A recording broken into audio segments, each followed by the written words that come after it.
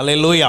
கர்த்தருடைய பரிசுத்த நாமம் மகிமைப்படுவதாக. கடந்த 10 மாதங்கள் ஆண்டவர் நம்மை பாதுகாத்து வழி நடத்தி இந்த 11வது மாதத்தின் முதல் வாரத்திலே கர்த்தரை துதிப்பதற்கும் மகிமைப்படுத்துவதற்கும் ஆண்டவர் நமக்கு உதவி செய்திருக்கிறார். 2 கொரிந்தியர் 3ஆம் அதிகாரம் 5ஆம் வசனத்தின் மூலமாக கர்த்தர் நம்மோடு கூட பேசினார். எங்களால் ஏதாகிலும் ஆகும் என்பது போல ஒன்றை யோசிக்கிறதற்கு நாங்கள் எங்களாலே தகுதியானவர்கள் அல்ல.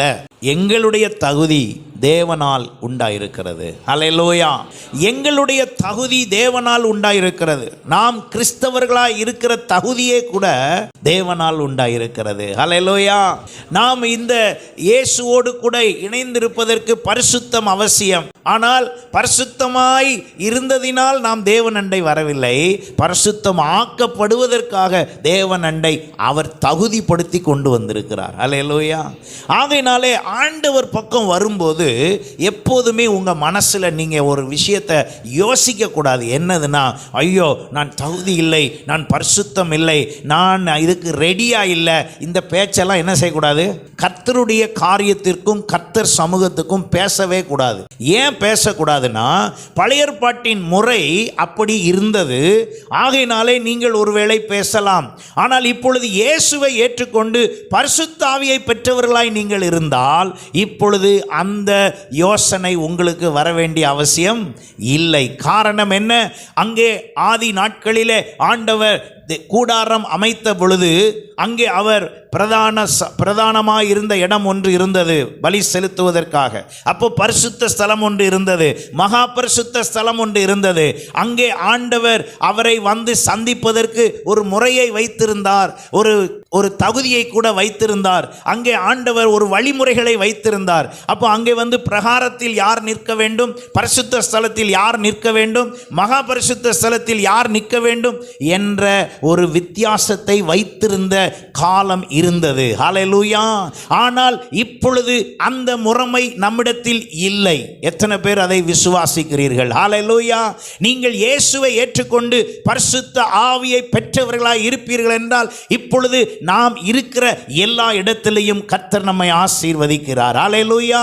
அப்படியானால் அவர் தகுதிப்படுத்தியிருக்கிறபடினாலே இந்த ஆலயம் முழுவதும் பரிசுத்த ஸ்தலமே ஒழிய ஒரு தனியா ஒரு பிரத்யேகமாய் ஒரு இடம் பரிசுத்த ஸ்தலம் என்று ஒன்று இல்லை. ஹல்லேலூயா. இப்பொழுது நான் நிற்கிற இடம் மாத்திரம் சிறப்பு பரிசுத்தம், அதுக்கு பிறகு கொஞ்சம் கம்மியான பரிசுத்தம், அதுக்கு பிறகு அங்க கொஞ்சம் கம்மியான பரிசுத்தம் அப்படின்னு ஒன்று இந்த ஆலயத்துக்குள்ளே இல்லை. இங்கே முழுவதும் பரிசுத்தம். ஹல்லேலூயா. இந்த இடம் முழுவதும் பரிசுத்தமானது. நீங்கள் அமர்ந்திருக்கிற இடமும் பரிசுத்தமானது. நான் நிற்கிற இடமும் எப்படிப்பட்டது? பரிசுத்தமானது. ஹல்லேலூயா. காரணம், அவரை ஆராதிக்க வருகிற நாம் எல்லாரும் பரிசுத்த அலங்காரத்துடனே ஆராதிக்க வேண்டும் என்று கர்த்தர் சொல்லுகிறார். அப்போ நம்ம எல்லாருமே தேவனுடைய சமூகத்துக்கு வரும்போது அவர் சிலுவையிலே நமக்காக வெற்றி சிறந்தபடியினாலே அன்றைக்கு திரைச்சிலை மேலிருந்து கீழ் தொடங்கி முழுவதுமாக பிரித்து அவர் இந்த தடையை என்ன செய்து விட்டார்? மாற்றி விட்டார். ஹல்லேலூயா. இப்போ நம்ம மனசுக்குள்ள இருக்கிற தடையவும் இப்போ நம்ம என்ன செஞ்சாகணும்? மாற்றி ஆகணும். என்ன தடை? ஓ இது இப்படி, இது அப்படி, அப்படிலாம் ஒன்றும் கிடையாது. இதை நான் எப்படி சொல்லுகிறேன்? வேதம் சொல்லுகிறது. ஆகையினாலே உங்களுக்கு சொல்லுகிறேன். ஹல்லேலூயா. நீங்கள் பழைய ஏற்பாட்டை வாசித்து வரும்போது நீங்கள் அறிந்து கொண்ட விஷயத்தை இப்பொழுது யாருடைய முறைமையில் நாம் பின்பற்றுகிறோம்? பழைய ஏற்பாட்டின் முறையிலே ஆரோனின் முறைமை பின்பற்றப்பட்டது. இப்பொழுது நாம் இயேசு கிறிஸ்துவின் முறைமையை பின்பற்றுகிறோம். ஹல்லேலூயா. ஆரோனின் முறைமை என்னது? அந்த ஆரோனின் முறைமை அந்த நாட்களிலே நியாயப்பிரமாணத்தை பின்பற்றுகிற பொழுது அங்கே வைக்கப்பட்டிருந்த ஆலயத்தின் முறைமையும் பின்பற்றப்பட்டது. இப்பொழுது நியாயப்பிரமாணத்தின் முறைமையை நான் பின்பற்றவில்லை, நாம் இயேசு கிறிஸ்துவின் பிரமாணத்தை பின்பற்றுகிறோம். ஹல்லேலூயா. இயேசு கிறிஸ்துவின் பிரமாணம் என்ன?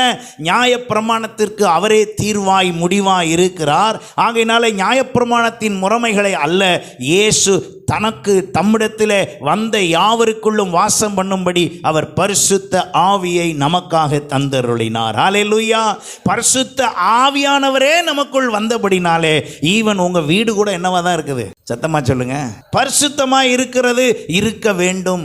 காரணம், உங்களுக்குள் வாசம் பண்ணுகிறவர் யார்? பரிசுத்த ஆவியானவர். அந்த நாட்களிலே பிரகாரம் பரிசுத்த ஸ்தலம், மகா பரிசுத்த ஸ்தலம் என்று வைத்திருந்த பொழுது கர்த்தருடைய ஆவியானவர் மனிதனுக்குள் என்ன செய்யவில்லை? வாசம் பண்ணவில்லை. ஆனால் இப்பொழுது அவர் உங்களுக்குள் வாசம் பண்ணுகிறார் என்றால் அவர் இருக்கிற இடம் எப்படிப்பட்ட இடம்? பரிசுத்தமானது. அவர் உங்களுக்குள் வாசம் பண்ணுகிறபடினாலே நீங்களும் பரிசுத்தமாய் இருக்கிறீர்கள். இந்த பரிசுத்தத்திற்கான தகுதி தான் அவர் தருகிறார். அதைத்தான் கொரிந்து சபைக்கு பவுல் சொல்லுகிறார். எங்கள்கிட்ட நாங்கள் இப்போ வந்து பேசுறது, சொல்றது, ஜெபம் பண்ணுறது, நடந்து கொள்கிறது, இது எல்லா தகுதியும் நாங்கள் எங்கள் கேரக்டர்லையோ நடவடிக்கையிலோ நடந்து கொள்ளுகிறதுலையோ எதுலேயும் வரல. இதை மாற்றி தந்தவர் ஆண்டவராகிய இயேசு கிறிஸ்து. அல்லேலூயா. இந்த தகுதியை தந்தவர் அவர் தகுதியை தந்திருப்பார் என்றால் நாம் எல்லாரும் இணைந்து செயல்பட வேண்டும். அல்லேலூயா. இந்த தகுதியை உழைத்து போடுவதற்கு பிசாசு எத்தனை வேலை செய்தாலும் நம்முடைய சிந்தைக்குள்ளே நான் தகுதியானவன். எல்லாரும் சொல்லுங்க, என்னை தகுதிப்படுத்துகிறவர் இயேசு கிறிஸ்து. எல்லாம் சத்தமா சொல்லுங்க, என்னை தகுதிப்படுத்துகிறவர் இயேசு கிறிஸ்து. நீங்கள் இயேசுவை இரட்சகராக ஏற்றுக்கொண்டீர்கள் என்றால் நீங்கள் அவரால் தகுதி அடைந்திருக்கிறீர்கள். அல்லேலூயா. யாராவது இங்க நிக்கிற இடத்துல எங்கேயாவது நிக்கிறதுக்கு ஸ்பெஷல்னு சொன்னாங்கன்னா சொல்லுங்க, எல்லா இடத்துக்கும் ஆண்டவர் என்னை தகுதிப்படுத்தி இருக்கிறார். அல்லேலூயா. ஏன்? ஆவியானவர் கிரியை செய்கிற எல்லா இடமும் எப்படிப்பட்ட இடம்? பரிசுத்தமான இடம். அப்ப நம்ம எல்லாரும் சேர்ந்து ஒன்றாய் நிற்கிறோம். நான் உங்களோடு நிற்கிறேன், நீங்கள் என்னோடு நிற்கிறீர்கள். நாம் எல்லாரும் சேர்ந்து பரிசுத்த ஆவியினால் நிலைத்து நிற்கிறோம். அல்லேலூயா. நாம் ஒரு பக்தியின் நிமித்தமாகத்தான் இந்த முறைமைகள் எல்லாம் செய்கிறோம். நேற்றைய தினத்தில் சோமரசம்பேட்டையில் வேலை நடந்து கொண்டிருந்த பொழுது அங்கே நான் மத்தியானத்தில் காலையில் கொஞ்சம் சிஸ்டர்ஸ் எல்லாம் வந்தாங்க. காலையில் அதிகாலை ஜெபம் முடிச்சுட்டு கொஞ்சம் க்ளீனிங்லாம் முடிச்சுக்கிட்டு இருந்தாங்க. கடைசி முடிக்க போகிற நேரத்தில் நான் அவங்களிடத்துல கேட்டேன், இப்படியே நீங்கள் வர்றீங்களா, ஒரு ஜெபம் பண்ணிட்டு வந்துடுவோன்னு சொல்லி. அப்போ நான் கேட்ட உடனே சரி, அப்போ இருந்தவங்க எல்லாரும் வந்தாங்க. அப்போ போயிட்டு ஒரு ஜெபம் பண்ணிட்டு முடிச்சுட்டு வந்தாச்சு. வந்த பிறகு திரும்ப நான் போயிட்டேன். போய் நைட்டு நேற்று 10 மணிக்கு மேலே தான் வந்தேன். சார்லஸ் பிரதர் கூட வந்தாங்க, இடையில வந்து பார்த்துட்டு வந்தாங்க. அப்போ நான் என்ன சொல்ல வருகிறேன், அப்போ டீ கொடுத்தாங்க. அங்கே இருந்த வேலை செய்கிறவங்க எல்லாருக்கும் டீ கொடுத்தாங்க. அப்போ டீ கொடுக்கும்போது அந்த டீ கப்பு பக்கத்து வீட்டில் இருந்து வருது. ஒரே ஒரு கப்பு மட்டும் ஸ்பெஷலாக இருக்குது. மற்றதெல்லாம் சில்வர் டம்ளராக இருக்குது. அப்போ கொண்டாந்து இப்படி கொடுத்தாங்க. கொடுத்த உடனே நான் வாங்கிட்டு சொன்னேன், அடுத்த ரவுண்டு வரும்போது இந்த கப்பு இப்படி என்ன செய்யக்கூடாது, வரக்கூடாது. எனக்கும் இதில் தான் தரணும். சத்தமாக சொல்லுங்க, சில்வர் டம்ளரில் தான் தரணும். ஏன்னா இங்கே நான் யாருடையும் மேன்மை என்று காட்ட அல்ல. இங்கே சமத்துவம் தான் ரொம்ப முக்கியம், அன்பு ரொம்ப முக்கியம், வித்தியாசப்படுத்தக்கூடாது அப்படின்னு சொல்லி அவங்களுக்கு நான் சொல்லிட்டேன். 2வது ரவுண்டு டீ சில்வரில் வந்துச்சு. எத்தனை பேர் நான் சொல்றது புரியுது? ஏன் அப்படி வேண்டியதில்லை? காரணம், இயேசு கிறிஸ்துவை ஏற்றுக்கொண்டதினால் இங்கே ஸ்பெஷலே கிடையாது. எல்லாரும் ஒரு ஆமீன் சொல்லுங்க. இங்க என்ன கிடையாதுங்க, ஸ்பெஷலே கிடையாது. செய்கிற வேலையில தான் வித்தியாசம். என்ன வேலையில? நீங்க அங்க உட்கார்ந்துருக்கீங்க, நான் பிரசங்கம் பண்றேன். அப்போ மற்றதெல்லாம் எல்லாரும் சேம். ஏன் அப்படி சொல்லுகிறேன்? காரணம், என்னக்குள் வாசம் பண்ணும் பரிசுத்த ஆவியானவர் தான் யாருக்குள்ளேயும் வர்றாரு, உங்களுக்குள்ளும் வந்திருக்கிறார். அல்லேலூயா. அப்போ உங்களை, என்னை, எல்லாரையும் தகுதிப்படுத்தினவர் யார்? இயேசு கிறிஸ்து. எல்லாரும் சொல்லுங்க, பக்கத்தில் பார்த்து சொல்லுங்க, உங்களை தகுதிப்படுத்தினவர் இயேசு கிறிஸ்து. சொல்லுங்க, பின்னாலெல்லாம் திரும்பி கூட சொல்லுங்க, உங்களை தகுதிப்படுத்தினவர் இயேசு கிறிஸ்து. அல்லேலூயா. அவர் தகுதிப்படுத்துறதுக்கு படிப்பு தேவையில்லை, ஜாதி தேவையில்லை, கலர் தேவையில்லை, என்னவா இருக்கும் என்ன எதுவுமே தேவையில்லை. அல்லேலூயா. நீங்க அவரை ஏற்றுக்கொண்டீங்களா, அவரோட இணைகிறீங்களா, இயேசுவேன்னு கூப்பிடுறீங்களா, நீங்க தான் முக்கியம். அல்லேலூயா. நீங்க தான் முக்கியம். அப்ப ஆண்டவர் என்னை தகுதிப்படுத்தி இருக்கிறார். ஆகையினால தான் வேதம் சொல்லுகிறது, இந்த தகுதி யாரால உண்டாயிருக்கிறதா? தேவனால் உண்டாயிருக்கிறது. அல்லேலூயா. அப்ப ஆண்டவர் இயேசு கிறிஸ்து ஒருவரை ரட்சிக்கிறார். ரட்சித்த உடனே நல்லா கவனிங்க, இப்போ நீங்க நிறைய பேர் யாரெல்லாமோ பாஸ்டர்லாம் தெரியுதுல உங்களுக்கு. அவரை தெரியும், அவர் பாஸ்டர், அவர் பிரம்மாண்டமான பாஸ்டர், அவர் பிரபலமான பாஸ்டர். எல்லாரும் எங்க இருந்து தான் வந்திருக்காங்க? எல்லாரும் எங்க இருந்தா வந்தாங்க? நீங்க உட்கார்ந்துருக்கிற இடத்துல உட்கார்ந்து தான் வந்திருக்காங்க. எத்தனை பேர் ஏற்றுக்கொள்றீங்க? எப்படி வந்தாங்க? என்னைக்கு அவங்க கர்த்தர் என்னை ஆசீர்வதித்திருக்கிறார், அபிஷேகித்திருக்கிறார், என்னை ஆண்டவர் விரும்புகிறார் என்று யோசித்து அவர் தகுதிப்படுத்தினதை அறிந்து செயல்பட துவங்கினார்களோ அன்றைக்கு ஆண்டவர் அவர்களை பயன்படுத்தி இன்னைக்கு நீங்க கேள்விப்படுகிறபடியான பிரம்மாண்டத்திலே, பிரபலத்திலே, உயர்விலே இருக்கிறார்கள் என்பதுதான் உண்மை. ஆகவே உங்களுக்குள்ளும் இங்கேயும் பிரம்மாண்டமான பிரபலமான ஒரு ஊழியரோ ஊழியம் செய்கிறவர்களோ நீங்கள் உட்கார்ந்திருக்கிற நீங்களும் செய்ய முடியும் என்று இயேசுவின் நாமத்தில் சொல்லுகிறேன். அல்லேலூயா. ஏன் தெரியுமா? ஏனென்றால் நம்மளை எல்லாரையும் தகுதிப்படுத்தினவர் அவர். அவர் தான் நம்மளை தகுதிப்படுத்தினார். ஒரு மூலையில் ஒரு ஓரத்தில் உட்கார்ந்துகிட்டு இருக்கிற சகோதரர்களை கர்த்தர் எத்தனையோ பேரை ஆண்டவர் தகுதிப்படுத்தினது நிமித்தமாக இன்று வரை ஊழியத்தில் நல்ல ஒரு ஆசீர்வாதமான விதத்தை செய்து கொண்டிருக்கிறார்கள். அல்லேலூயா. என்னுடைய தகப்பனார் ஒரு பூசாரியுடைய மகனாக இருந்தவர். அவர் உடனே பாஸ்டர் இல்லை, அவர் பூசாரி மகனாக இருந்தவர். அவருக்கு தீராத வயிற்று வலி, என்ன செய்வதென்று தெரியவில்லை. அலைந்து திரிந்து கொண்டு எங்கே போய் செய்யலாம். திருச்செந்தூருக்கு முடிஞ்ச அளவுக்கு மொட்டை போட்டு சொட்டை ஆயிடுச்சு அவர் தலை. அந்த அளவுக்கு அவர் செய்து வந்தவர். ஒரு நாள் அங்கிள் ஜீவானந்தம் அவர்கள் ஒரு கூட்டத்தை நடத்தி கொண்டு இருக்கிறார்கள் சிறுவைகுண்டம்ங்கிற இடத்துல. அப்போ எங்கள் அப்பா வந்து செகண்ட் கிரேட் டீச்சர் அந்த நேரத்தில் இயேசுவை ஏற்றுக்கொள்ளும் போது. அப்போ அந்த நேரத்தில் இவர்கள் அங்கே நின்று கொண்டு இருக்கிறார்கள் தூரத்தில். அப்போ அந்த பாஸ்டர் வந்து அவர் சொல்றாரு, எங்க அப்பா பேர் கதிர்வேல், சரிங்களா? அப்போ இவர் கூப்பிடுறாரு, கதிர்வேல், இயேசு உன்னை சுகமாக்குகிறார். இவர் உடனே யாரோ ஒரு கதிர்வேல் போல. ரெண்டாவது சொல்றாரு, வேப்ப மரத்துக்கு கீழே நிற்கிற கதிர்வேல். ஏன்னா இவர் பூசாரி மகன் பத்திகளா, இருட்டுக்குள்ள ஒளிஞ்சு நிற்காரு. என்னடா இயேசு இயேசுன்னு கத்துறாங்க, என்னன்னு பார்ப்போம்னு. அப்பவும் இவர் வேப்ப மரத்து நிறைய வேப்ப மரம் இருக்கு எனக்கு. அப்போ சொன்னாராம், ஹெர்குலஸ் சைக்கிள் வச்சுக்கிட்டு நிற்கிற கதிர்வேல். எப்படி? ஹெர்குலஸ் சைக்கிள் வச்சுக்கிட்டு நிற்கிற கதிர்வேல்னு இவர் ஆடிட்டாரு. அப்போ சொன்னாராம், இப்போ இயேசு உனக்கு என்ன கொடுக்கிறார்? சுகம் கொடுக்கிறார். எந்த தெய்வம் சுகம் கொடுக்கும் நீ நினைச்சல்ல, இப்ப இயேசு உனக்கு சுகம் தர்றார் அப்படின்னு சொன்ன உடனேயே அவர் வயிற்றுல இருந்த கட்டி, அவர் உடம்புல இருந்த பிரச்சனை எல்லாம் சரியா போச்சு. அல்லேலூயா.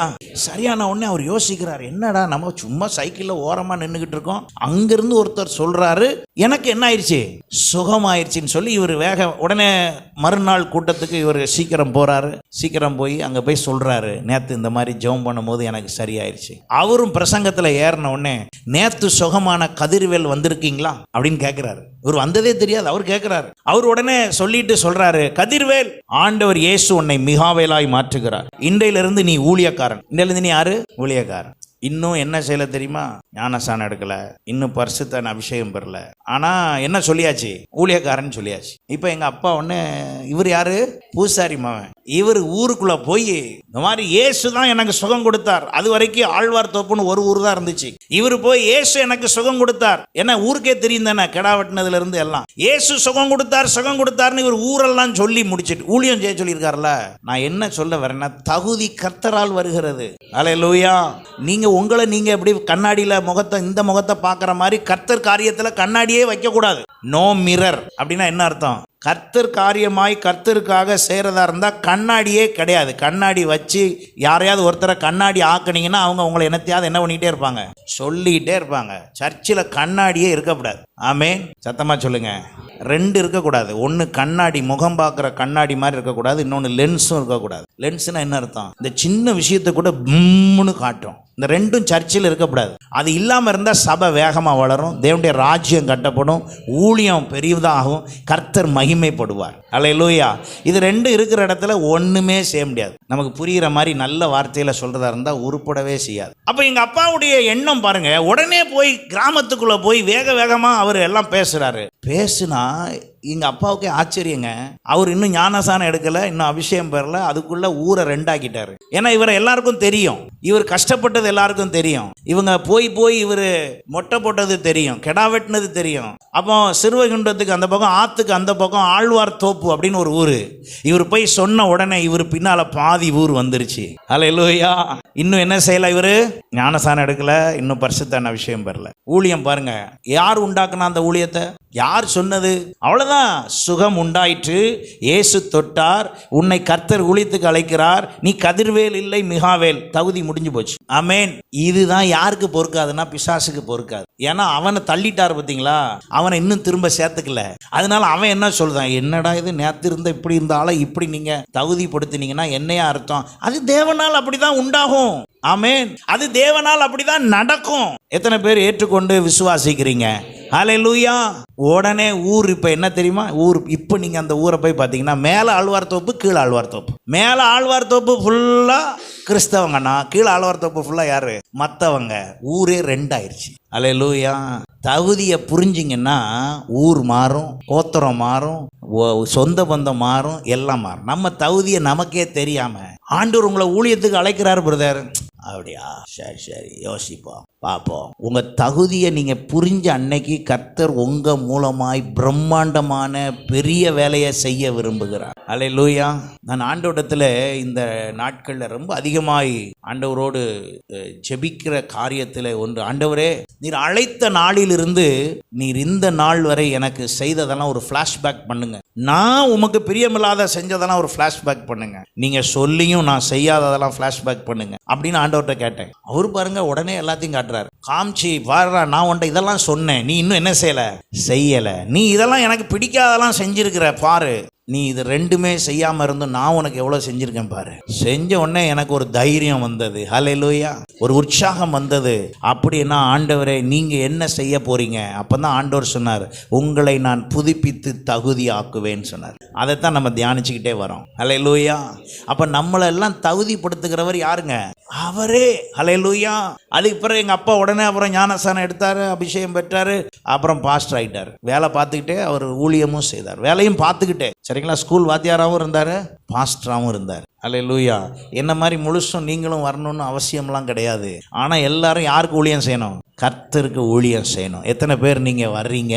எத்தனை பேர் செய்கிறீங்க? ஹல்லேலூயா, ஹல்லேலூயா, ஹல்லேலூயா. எந்த தடுமாற்றம் இல்லாமல் கர்த்தருக்காக எழும்பி பிரகாசிக்க கர்த்தர் உங்களை அழைக்கிறார், வைத்திருக்கிறார். அதுக்கு தான் உங்களை தகுதிப்படுத்தி இருக்கிறார், அதற்காகவே ரட்சித்து இருக்கிறார். ஆமென். அப்போ தேவனால் தான் எல்லாம் கூடும். லூக்கா 18:27 சொல்லுகிறது, அதற்கு அவர் மனுஷரால் கூடாதவைகள் தேவனால் கூடும். மனுஷனால் அது முடியாது, மனுஷனால் அது முடியாது.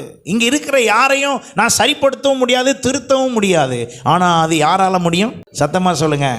தேவனால் முடியும். திடீர்னு ஒரு உதாரணத்துக்கு பாருங்களேன், ஒரு இடத்துக்கு போறீங்க, போனா அங்க இருக்கிற அவ்வளோ பேரும் வெள்ளை சட்டை போட்டிருக்காங்க. புதுசா நீங்க முத போறீங்க, நீங்க மட்டும் வேற ஒரு கலர்ல போறீங்க. அங்க போன உடனே மறுபடியும் அங்க போகணும்னு ஒரு நிர்பந்தம் வந்தால் அடுத்த முறை நீங்க எப்படி தான் போவீங்க? ஏன் அப்படி போனீங்க? ஏன் அப்படி போறீங்கன்னா அந்த இடம் எப்படி இருக்கு, எல்லாரும் அப்படி இருக்காங்க, அப்ப நான் மட்டும் இப்படி போனா சரி வராதுன்னு நம்மளை அறியாமலே ஒரு மாற்றம் வருது பார்த்தீங்களா? அந்த மாற்றம் தான் கர்த்தர் விரும்புகிற மாற்றம். இதை நான் சொன்னேன்னா என்ன செய்யாது? சரியா இருக்காது. ஆனா ஆண்டவரே அதை செய்கிறவர். அல்லேலூயா. அப்போ எங்க வைக்கணும்னா, நம்ம எல்லாரும் தகுதி ஆண்டவர் சொல்லுகிற இடத்துக்கு வந்தா அங்கே வந்த பிறகுதான் மாற்றங்கள் வரும். தேவனை இரட்சகராக ஏற்றுக்கொண்ட பிறகுதான் நமக்குள்ள என்ன வருகிறது? மாற்றம் வருகிறது. பரிசுத்தமாக்கி ரட்சிக்கவில்லை, ரட்சித்த பிறகு பரிசுத்தமாக்கி கொண்டே இருக்கிறார். எத்தனை பேர் அதை நம்புறீங்க? நீங்க ரட்சிக்கப்படும் போது நம்ம யாரு கிடையாது? பரிசுத்தவான்கள் கிடையாது. ஆனால் ரட்சிக்கப்பட்ட நம்மை இப்பொழுது டே பை டே கொஞ்சம் கொஞ்சமாக ஆண்டவர் நம்மை மாற்றிக்கொண்டே வருகிறார். நாம் ரட்சிக்கப்படும் போது இருந்த நிலைமைக்கு இப்ப யோசித்து பார்த்தால் நிறைய பொறுமை வந்திருக்குது, அன்பு பெருகி இருக்கிறது, ஆவியானவர் கிரியை செய்கிறார், வசனம் தெரியுது, பேச தெரியுது, பாட்டு பாட தெரியுது, ராகமா பாட தெரியுது, எல்லாம் நடக்குது. ஆரம்பத்தில் நானும் அப்படித்தான். ஆரம்பத்தில் எதுவுமே என்ன செய்யாது, வராது, சொல்ல முடியாது, பேச முடியாது. அப்போ தகுதிப்படுத்தி ஆண்டவர் இன்றைக்கு உயர்த்தி இருக்கிறார். ஹல்லேலூயா. நீங்கள் அந்த தகுதி அடைவதற்கு உங்களை ஒப்பு கொடுத்து பாருங்க. உங்களை ஆண்டவர் லிஃப்ட் பண்ணுற விதமே வித்தியாசமாக இருக்கு. இன்னைக்கு நிறைய நேரம் நாம் என்ன செய்கிறோம் என்றால், நம்ம உலக பிரகாரமாக சிந்தித்து ஆவிக்குரிய நிலைமையை கணிக்கிறோம். உலக பிரகாரமான யோசனையில் இருந்து கொண்டு ஆவிக்குரிய நிலையை புரிந்து கொள்ள பார்க்கிறோம். உலக பிரகாரமான மரியாதையை வைத்து கொண்டு சபைக்குள்ளே அல்லது ஆவிக்குரிய நிலையிலே நாம் செயல்பட பார்க்கிறோம். அப்படி செய்தால் இந்த தகுதி புரியவே புரியாது. இந்த தகுதி புரியாது. ஏன் புரியாது? காரணம், இது தேவனால் உண்டாகிறபடினால். இது உலக ரீதியிலே புரிய வைத்தால், படிப்பு ரீதியிலே புரிய வைத்தால், உலக ஞானத்தில் புரியபடி முயற்சித்தால் இந்த தகுதி புரியாது, புரிய வைக்கவும் முடியாது. அப்போ இது எல்லாம் எதால் உண்டாக வேண்டும்? தேவ ஆவியினால் உண்டாக வேண்டும். ஹல்லேலூயா. அப்ப ஆண்டவருடைய காரியம் பாருங்க, நான் தகுதி உள்ளவனா இருக்கதான் ஆண்டவர் இந்த வேத வசனத்தை எனக்கு தந்து 2 தீமோத்தேயு 3:16 பாருங்க, வேத வாக்கியங்கள் எல்லாம் தேவ ஆவியினால் அருளப்பட்டிருக்கிறது. நாம் எல்லாருமே இப்ப யாரு அப்படின்னா ஆவிக்குரியவர்கள். அப்ப இங்க எது இருக்கக்கூடாது? மாம்ச சிந்தை, மாம்ச பார்வை, மாம்ச யோசனை எதுவும் இங்க என்ன செய்யக்கூடாது? இருக்கக்கூடாது. இந்த செயல்ல இருக்கக்கூடாது, இந்த திட்டத்தில் இருக்கக்கூடாது. எல்லாமே ஆவிக்குரியதாய் மாற வேண்டும். ஹல்லேலூயா. ஆவிக்குரிய ரீதியிலே பார்க்கும் பொழுது நாம் எல்லாரும் தேவ பிள்ளைகள். ஹல்லேலூயா. நாம் எல்லாரும் ஒரே குடும்பம். ஒரு ஆமென் சொல்லுங்களேன். நம்ம எல்லாரும் யாரு? ஒரே குடும்பம். நீங்கள் இயேசுவை ஏற்றுக்கொண்டால் உங்க சர்டிஃபிகேட்ல என்ன ஜாதி இருக்கோ இல்லையோ எனக்கு தெரியாது, ஆனா இயேசுவை ஏற்றுக்கொண்டவனே நம்ம எல்லாரும் ஒரே குடும்பம். ஹல்லேலூயா. நீங்க சர்ச்சுக்கு வெளியே ஜாதி பேசுறீங்களா பேசலையா எனக்கு தெரியாது. சர்ச்சுக்குள்ள என்ன கிடையாது? ஜாதி கிடையாது, எந்த யோசனையும் கிடையாது, எந்த உயர்வு தாழ்வு கிடையாது. நாம் எல்லாரும் ஒரு வீட்டு பிள்ளைகளைப் போல இயேசுவின் பிள்ளைகளாக இருக்கிறோம். ஹல்லேலூயா. அந்த உறவும் சகோதர சகோதரி உறவில் நாம் இருக்கிறோம். ஹல்லேலூயா. அப்போ இங்கே அண்ணன் உண்டு, அக்கா உண்டு, தம்பி உண்டு, தங்கச்சி உண்டு. வேற உறவுலாம் ஒன்றும் கிடையாது.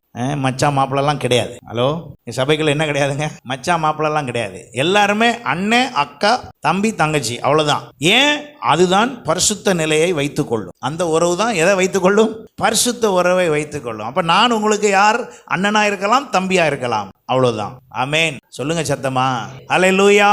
அப்போ நாம் எல்லாருமே ஆவிக்குரிய ரீதியிலே தகுதி அடைவதற்கு ஆண்டவர் என்ன சொல்லலாம் பாருங்க, தேவனுடைய மனுஷன் தேறினவனாகவும் எந்த நற்கிரியும் செய்ய தகுதி உள்ளவனாகவும் இருக்கும்படியாக அவைகள் உபதேசத்துக்கும் கடிந்து கொள்ளுதலுக்கும் சீர்திருத்தலுக்கும் நீதியை படிப்பித்தலுக்கும் பிரயோஜனமாய் இருக்கிறது.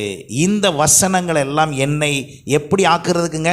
தகுதி உள்ளவன் ஆக்குவது. இந்த வேத வாக்கியங்கள் எல்லாவற்றின் மூலமாக தேவ ஆவியினால் அருளப்பட்டது. அந்த தேவ ஆவியினால் அருளப்பட்ட இந்த வாக்கியங்களின் மூலமாக நான் தகுதி அடைகிறேன். நீங்க தேவன் எதிர்பார்க்கும் தகுதி அடைவதற்கு உங்களை ஒப்பு கொடுத்து பாருங்களேன். பரலோகம் முழுவதும் உங்களுக்காக வேலை செய்யும். பரலோகம் முழுசும் உங்களுக்காக வேலை செய்யும். ஏன் பரலோகம் முழுசும் உங்களுக்காக வேலை செய்யும்னா, நீங்க யாருடைய தகுதியை பெற விரும்புறீங்க? தேவனுடைய தகுதியை பெற விரும்புறீங்க. அவரால் தகுதி அடைய விரும்புகிறபடியால் ஆவியானவர் உங்களுக்குள்ளே வாசம் பண்ணி இருக்கிறவர் உங்களை இன்னும் உயர்த்துவார், இன்னும் மேன்மைப்படுத்துவார், இன்னும் தெளிவுபடுத்துவார், இன்னும் பல காரியங்களை உங்களுக்கு உண்டாக்கி தர அவர் விரும்புகிறார். ஹல்லேலூயா. அப்ப நல்லா கவனிங்க. அப்ப ஆண்டவர் எதை கவனித்துக் கொண்டு இருக்கிறார்? 1 கொரிந்தியர் 16:3 பாருங்க. நான் வரும்போது உங்கள் உபகாரத்தை எருசலேமுக்கு கொண்டு போகும்படிக்கு நீங்கள் தகுதி உள்ளவர்களாக குறிக்கிறவர்கள் எவர்களோ அவர்களிடத்தில் நிருபங்களை கொடுத்து அவர்களை அனுப்புவேன். தகுதி உள்ளவங்களா என்ன செய்யறதா? குறிக்கிறது. நான் சொன்னேன் பாருங்க, என்னுடைய தகப்பனார் சுகமானார், அங்க வந்து நிக்கிறார். நின்ன உடனே இப்ப இந்த பாஸ்டர் சொல்றாரு, உங்களை ஆண்டவர் என்ன செய்யறாருங்க? ஊழியம் செய்யும்படி சொல்லுகிறார். இப்ப இந்த பாஸ்டர் தான் ஃபர்ஸ்ட் என்னதான் சொல்றாரு? அந்த விஷயத்தை சொல்றாரு. சொன்ன உடனே அவர் போய் வேலையை செய்யறார். அதைத்தான் இங்க சொல்லப்பட்டிருக்கிறது. நீங்கள் தகுதி உள்ளவர்களாக குறிக்கிறவர்கள் எவர்களோ அப்படின்னா என்ன அர்த்தம்? இப்ப எனக்கு ஒரு அதிகாரம் கொடுக்கப்பட்டிருக்கிறது கர்த்தருடைய ஊழியத்தில். இப்ப நான் உங்களை ஒரு தகுதிப்படுத்தி ஒரு காரியத்தை குறிக்கிறேன் என்றால் அந்த குறிக்கிறவர்கள் எவர்களோ அவர்களை கர்த்தர் பயன்படுத்துவார். ஆமென். ஏன் அப்படின்னா அது ஆவிக்குரிய ரீதியிலே ஒரு இணக்கமாக செயல்படுவதற்கு என்னுடைய ஆவியிலே ஒத்துப்போகிற ஒரு விஷயத்தை வைத்து அதை செய்யும் போது ஆவியானவரும் அதை உடனே என்ன செய்கிறார்? அங்கே செயல்படுத்துகிறார். அதைத்தான் பவுல் சொல்லுகிறார், நான் வரும்போது உங்கள் உபகாரத்தை எருசலேமுக்கு கொண்டு போகும்படிக்கு நீங்கள் தகுதி உள்ளவர்களாக குறிக்கிறவர்கள் எவர்களோ. அப்ப நம்மளை எல்லாரையுமே ஆண்டவர் தகுதிப்படுத்தி வைத்திருக்கிறார். இதிலே சிலருடைய செயல்பாடுகளின் நிமித்தமாக நாம் கொஞ்சம் ப்ரையாரிட்டைஸ், அதாவது முக்கியத்துவப்படுத்தி சிலரை முன்னுரிமைப்படுத்தி அதை நம்ம தகுதி உள்ளவர்களாக காணும் போது கர்த்தர் அதின்படி அதை செய்கிறவராய் இருக்கிறார். ஹல்லேலூயா. அப்ப தேவனால் உண்டானவர்கள் மூலமாகத்தான், அல்லது தேவனால் உண்டானது மட்டும்தான் தகுதி பெறுகிறது. அப்ப இந்த உலகத்துல இரண்டு இருக்கிறது. ஒன்று தேவனால் உண்டானது, இன்னொன்று பிசாசினால் உண்டானது. ரெண்டு தான் இருக்கு. ஒன்று தேவனால் உண்டானது. அப்ப நீங்களும் நானும் யார்? நீங்களும் நானும் தேவனால் உண்டானவர்கள். ஹல்லேலூயா. நாம் எல்லாரும் இயேசு கிறிஸ்துவுக்குள் ரட்சிக்கப்பட்டு மனம் திரும்பினபடினால் நாம் எல்லாரும் யாருங்க? தேவனால் உண்டானவர்கள். தொடர்ந்து சில வசனத்தை 1 யோவானில் இருந்து நான் அந்த 1 யோவான் நிருபம் முழுவதுமாக உங்களுக்கு பல காரியத்தை விளக்கப்படுத்துகிறது. 1 யோவான் 3ஆம் அதிகாரம் 9ஆம் வசனம் பாருங்க. தேவனால் பிறந்த எவனும் பாவம் செய்யான், ஏனெனில் அவருடைய வித்து அவனுக்குள் தரித்திருக்கிறது. அவன் தேவனால் பிறந்தபடியினால் பாவம் செய்ய மாட்டான். ஒருவேளை போன மாதம் வரைக்கும் பாவம் செஞ்சிருந்தீங்கன்னா இன்னைக்கு ஒன்றை புரிஞ்சு கொள்ளுங்க. நீங்கள் தேவனால் பிறந்தால் நீங்க என்ன செய்யக்கூடாது? பாவம் செய்யக்கூடாது. தேவனால் பிறந்த எவனும் என்ன செய்ய மாட்டானா? பாவம் செய்ய மாட்டான். அப்ப தேவனுடைய பிள்ளை என்று நான் புரிந்து கொள்வதற்கு 3:10 வசனம் பாருங்க. இதனாலே தேவனுடைய பிள்ளைகள் இன்னார் என்றும், எல்லாரும் வசனத்தை பாருங்க, தேவனுடைய பிள்ளைகள் இன்னார் என்றும் பிசாசின் பிள்ளைகள் இன்னார் என்றும் வெளிப்படும். நீதியை செய்யாமலும் தன் சகோதரனில் அன்பு கூறாமலும் இருக்கிற எவனும், ஆமா, சொந்த குடும்பத்துக்குள்ள வாக்குவாதமும் பிரச்சனையும் எதிர்ப்பும் பண்ணிக்கிட்டு இருந்தீங்கன்னா நீங்க யாரு கிடையாது? தேவனால் உண்டானவன் அல்ல. அது முக்கியமா அடிக்கடி சொந்த சகோதரன் அப்படின்னே சொல்லிடும். அப்ப நல்லா கவனிங்க. அப்ப நம்ம யார் புள்ளன்னு நீங்க தான் புரிஞ்சுக்கணும். சரிங்களா? அப்ப நம்ம எல்லாரும் தேவனால் பிறந்திருக்கிறோமா? தேவனால் பிறந்தவர்களாய் இருக்கிறோமா? தேவனால் உண்டானவர்களா? அப்ப தேவனால் உண்டானவர்கள் என்றால் நீங்களும் நானும் தேவனால் உண்டான அவருடைய அன்பை புரிந்து கொள்ள வேண்டும். ஹல்லேலூயா. அப்ப தேவனால் உண்டாயிருக்கிறது எதுவோ அதை சரியாய் புரிந்து கொள்ள வேண்டும். அப்ப முதல் பார்ட்ல 3ஆம் அதிகாரத்தில் என்ன சொல்லியிருக்கிறது? தேவனால் பிறந்தவன் சொந்த சகோதரனோடு எப்படி இருப்பான்? அன்பா இருப்பான். 4ஆம் அதிகாரத்தில் வாங்க.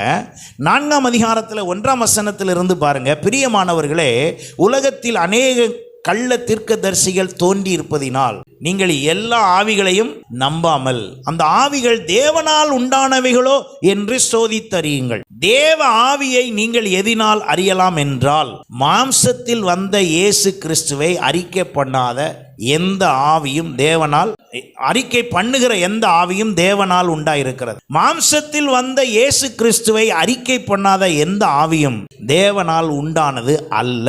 வரும் என்று நீங்கள் கேள்விப்பட்ட அந்தி கிறிஸ்துவின் ஆவி அதுவே. அது இப்பொழுது உலகத்தில் இயேசுவே ஆண்டவர், இயேசுதான் ரட்சகர் அப்படின்னு சொல்லாத ஆள் எல்லாருக்குள்ளேயும் என்ன இருக்குதான்? சத்தமா சொல்லுங்க. அந்தி கிறிஸ்துவின் ஆவி உள்ள இருக்குது. இப்ப அந்தி கிறிஸ்து இன்னும் வரல, ஆனா அந்தி கிறிஸ்துவின் ஆவி இப்ப என்ன செய்தான்? உள்ள இருக்குது. அப்ப இங்க தெளிவா ஒரு விஷயத்தை ஆண்டவர் சொல்லுகிறார்.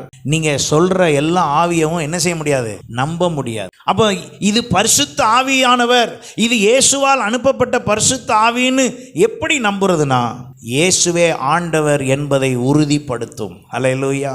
இயேசுவை மகிமைப்படுத்தும். இயேசுவை தவிர வேற எதையும் என்ன செய்யாது?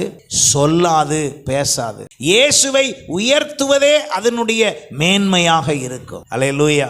இயேசுவை உயர்த்துவதே மேன்மையாக இருக்கும். இயேசுவை சொல்லாத, இயேசுவை மகிமைப்படுத்தாத பாடல் கூட அது யாருடைய பாடலா மாறிடுது? அந்தி கிறிஸ்துவின் பாடலாய் மாறி விடுகிறது. எப்படி? ஏன்? இயேசுன்னு சொல்லல, இயேசுவை மகிமைப்படுத்தல, இயேசுவை காதலி மாதிரி வர்ணிச்சு பாட்டு இருக்குன்னு பாரு, மியூசிக் நல்லா இருக்கு, லிரிக்ஸ் நல்லா இருக்கு, ஆனா அது யார் ஆவி? சொல்லுங்க சத்தமா. அந்தி கிறிஸ்துவின் ஆவி. ஏன்னா இயேசுவை காதலி மாதிரி வர்ணிச்சு என்ன செய்ய முடியாது? பாட முடியாது. ஏன் பாட வேண்டியது இல்லைன்னா, அவர் நேரடியாவே அவர் அன்பையே தராரு. அவர் அன்பானவர், அன்புல பாடிட வேண்டியதானே. காதல் அன்புக்கும் நார்மல் அன்புக்கும் என்ன வித்தியாசம்? காதல் அன்பு செட் ஆகாதது, எப்போ செட் ஆகுனே தெரியாது. அதை செட் பண்ணுறதுக்காக அப்படி இப்படி பொய் பொருளாடலாம் சொல்லி, உனக்காக மலையை எழுப்பேன், அதை எழுப்பேன், அப்படி செய்வேன், இப்படி செய்வேன், உன் கூந்தல் அழகு என்ன, உன் கண் அழகு என்ன, உன் கால் அழகு என்ன, கட்டின பிறகு ஏண்டி உன்னைய கட்டினன்றான். ஏன்னா அடைஞ்சிட்டு. அப்போ அடையாத வரைக்கும் காதல்ங்கிறது அதுதான். என்னதுன்னா, அது சேருமானே தெரியாது, அதை இழுக்கிறதுக்காக பண்ணது. இப்போ இயேசுகிட்ட ஏன் நீங்கள் அப்படி பண்ணணும்? இயேசுடைய அன்புக்கு ஏன் அப்படி பண்ணணும்? நீங்கள் அவரை நேசிப்பதற்கு முன்பே அவர் உங்கள் மீது அன்பு கூர்ந்து சிலுவையில் மரித்தார். ஹல்லேலூயா. அப்போ அவரை போய் காதலி மாதிரி வர்ணிச்சு நான் பாட போறேன், அது ஆவி வேலை செய்யுது. இந்த மாதிரி ஆவியெல்லாம் நீங்க என்ன செய்யணும்? கண்டுபிடிக்கணும். அல்லேலூயா. யூடியூப்ல வர்ற எல்லா பாட்டும் என்ன செய்யக்கூடாது, பாடக்கூடாது. அன்னைக்கு ஒரு பாஸ்டர் ஒரு பாட்டு அனுப்பியிருந்தார். அப்போ ஒரு குறிப்பிட்ட ஒரு பிரபலமான பாடகரை வம்பிழுத்த மாதிரி மாய்மால இதுன்னு சொல்லி பாடி அனுப்பிட்டார். நான் உடனே அதை பார்த்துட்டு மியூசிக் நல்லா இருந்தால் நம்ம கொஞ்சம் கேட்போம் தானே. நான் முதல் தடவை ஒரு ஏதோ புது பாட்டு போல அப்படின்னு நினச்சி அப்படி கேட்டுட்டு விட்டுட்டேன். காரில் போகும்போது ஒரு கேட்டேன், மியூசிக் நல்லா, காரில் ஸ்பீக்கர் நல்லா இருக்கு, நல்லா கேட்டுச்சு, நல்ல மியூசிக்ப்பா. அப்புறம் கொஞ்சம் 2வது தடவை எனக்கு அனுப்புனவருக்கு ஃபோன் பண்ணி, என்னையா பாட்டு இது வித்தியாசமாக தெரிஞ்சுது ஒரு மாதிரியா. அவர் சொன்னார், யோ நீ கண்டுபிடிக்காத மாதிரி உலகத்தில் எத்தனை பேர் கண்டுபிடிக்காமல் இருப்பான் தெரியுமா, நீ பாஸ்டர், உனக்கே இது என்ன செய்ய முடியல, என்ன சொல்கிறீங்க. நான் உடனே அப்புறம் உள்ளே போய் அதில் என்ன வார்த்தை வருது என்னன்னு நல்லா கண்டுபிடிச்சு பார்க்குறேன். இந்த மாய்மால ஆவியில் கிரியை செய்கிற ஒரு இதுக்காக அந்த பாட்டு போட்டிருக்காங்க. அப்போ தான் யோசித்தேன், எவ்வளோ பேர் ஏமாந்து, எவ்வளோ பேர் வஞ்சிக்கிற ஆவியில். அப்போ இன்றைக்கு நீங்களும் நானும் இதை கவனிக்கவில்லை என்றால், தொடர்ந்து அந்த வசனத்தை வாசிங்களேன். பிள்ளைகளே, நீங்கள் தேவனால் உண்டாயிருந்து அவர்களை ஜெயித்தீர்கள், ஏனெனில் உலகத்தில் இருக்கிறவனிலும் உங்களில் இருக்கிறவர் பெரியவர். நாங்கள் தேவனால் உண்டானவர்கள், தேவனை அறிந்தவன் எங்களுக்கு செவி கொடுக்கிறான், தேவனால் உண்டாயிராதவன் எங்களுக்கு செவி கொடுக்கிறதில்லை. இதனாலே சத்திய ஆவி இன்னதென்றும் வஞ்சக ஆவி இன்னதென்றும் அறிந்திருக்கிறோம். நல்லா கவனிங்க.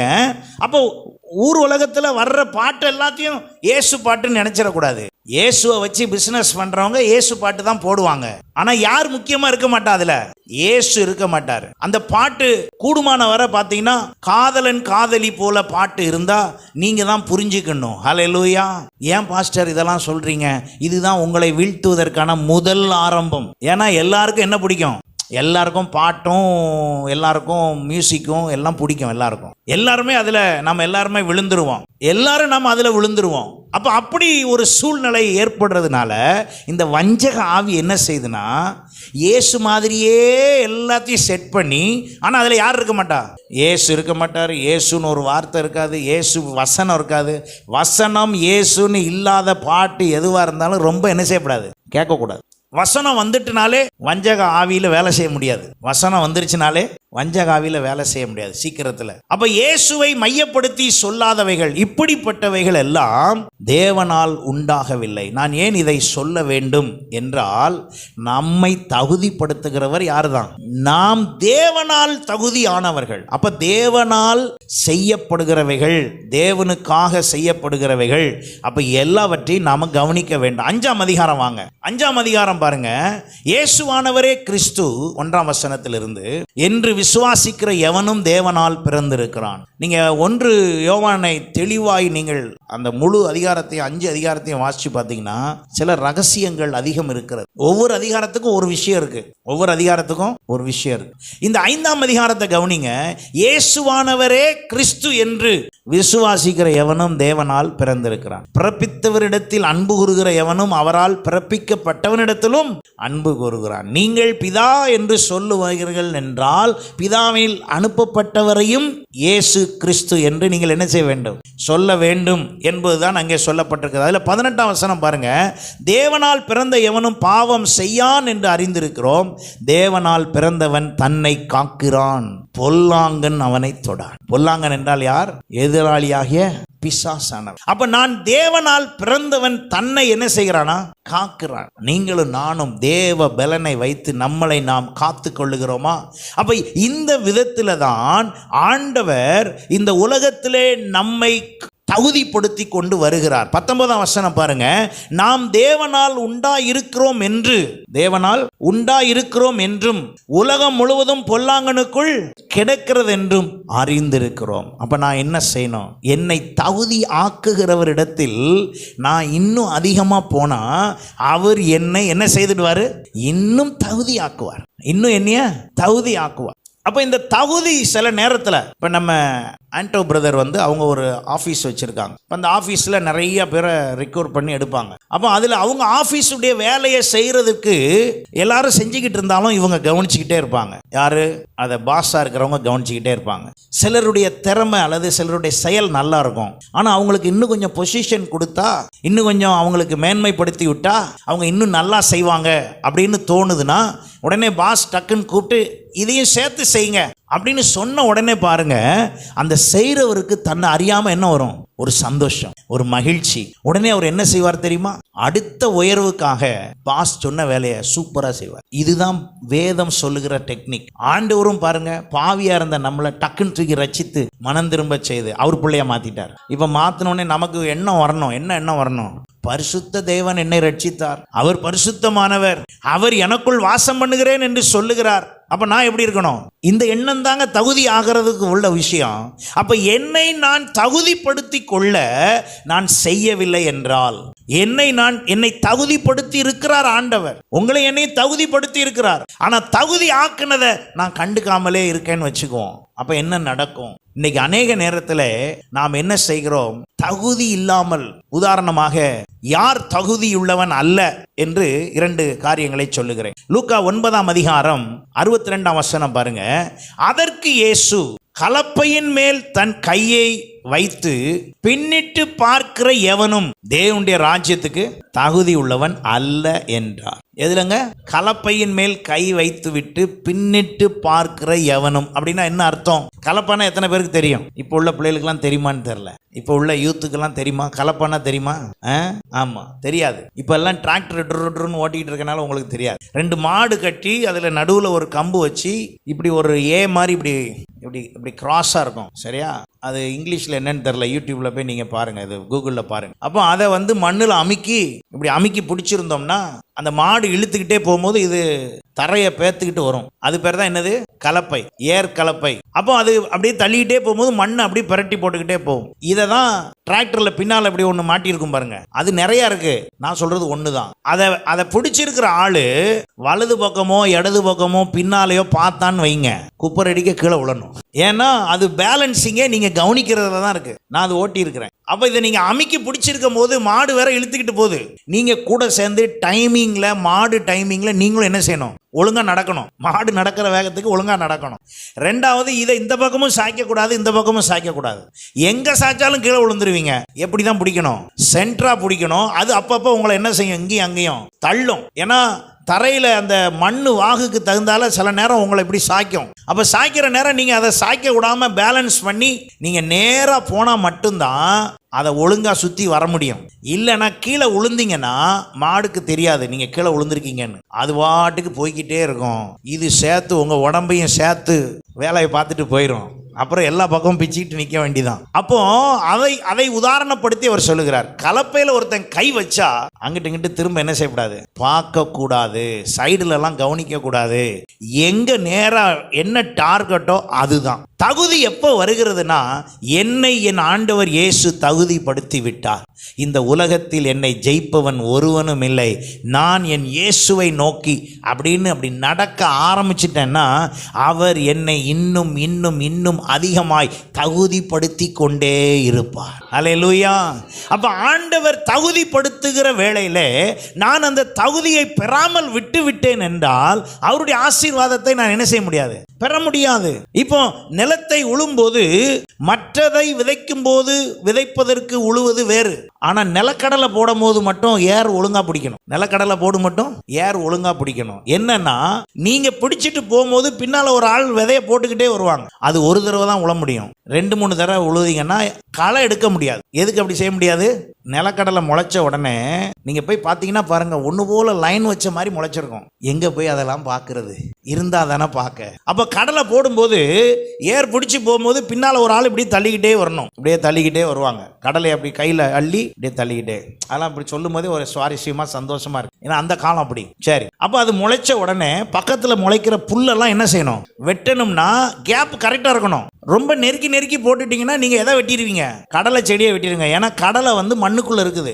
நீங்க இப்படி ஒரு சொரட்டுனீங்கன்னா உள்ளுக்குள்ள கடலை அப்பதான் ஒரு 4 கடலை வந்திருக்கும். சில நேரம் மேலே தான் வரும். நீங்க களை பறிக்கும் போது இப்படி தள்ளும் போது அந்த கடலையை மூடி நீங்க மண்ணை போட்டு மூடணும். அப்பதான் அது கடலையா விளையும். நீங்க ஒழுங்கா செய்ய முடியலன்னா உங்களால் அது கடலை எடுக்கவே முடியாது. அப்ப ஒரு கடலை போட்டு ஒரு இப்படி பொடுங்கினீங்கன்னா எவ்வளவு வரணும்? குறைஞ்சது 15 கடலை இருக்கணும் ஒரு கடலையில். அப்பதான் நீங்க நீங்க ஒழுங்கா உழுது ஒழுங்கா விதைச்சிருக்கீங்கன்னு அர்த்தம். அப்போ இந்த கடலை போடும்போது மட்டும் கவனமா, ரொம்ப கவனமா செய்யணும். அது மாதிரி தாங்க ஆவிக்குரிய நிலை. ஆண்டவர் உங்களை ரட்சித்து விட்டார், நீங்கள் மனம் திரும்பி விட்டீர்கள், உங்களை அவருடைய பிள்ளையாக தகுதி ஆக்கிட்டார். இப்ப நான் என்ன செய்யணும்? கலப்பைய பிடிச்ச ஆள் மாதிரி அங்கிட்டு இங்கிட்டு என்ன செய்யக்கூடாது? திரும்ப கூடாது. அப்போ கடலைங்கிற ஒன்று நல்ல விளைச்சல் வரணும்னா அதுக்கு ஒரு வேலை நடக்கு. இப்போ அது மாதிரி தான் பாருங்களேன், ஆதியாகமம் 19ஆம் அதிகாரத்தில் ஆண்டவர் லோத்தின் குடும்பத்தை காப்பாற்றுவதற்கு போய் பேசுறாரு. லோத்துவே வா வெளியே. ஏன்னா லோத்து போன ஊர்ல சோதோம் கொமோரா என்ற ஊர் பாவத்தில் நிறைந்திருக்கிறது. அவலட்சணமான பாவங்களை செய்கிறார்கள். அந்த பாவத்தின் மிகுதியினால் அந்த ஊர் தீக்கிரை ஆகப்பட போகிறது, அழிய போகிறது.